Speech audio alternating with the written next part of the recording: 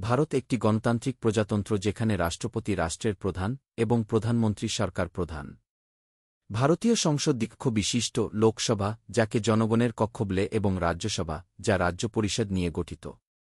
এলাকা এবং প্রতিবেশী ভারত ৩.287 মিলিয়ন বর্গ কিলোমিটার এলাকা জুড়ে, এটি বিশ্বের সপ্তম বৃহত্তম দেশ বলে স্বীকৃতি পায়।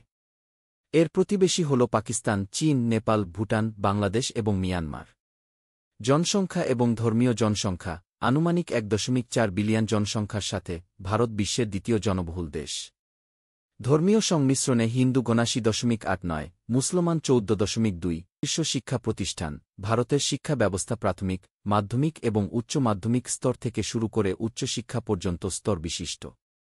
উল্লেখযোগ্য শিক্ষা প্রতিষ্ঠানের মধ্যে রয়েছে Indian institute of technology, Indian institute of management, all India institute of medical sciences, Delhi বিশ্ববিদ্যালয় এবং যাদবপুর বিশ্ববিদ্যালয়।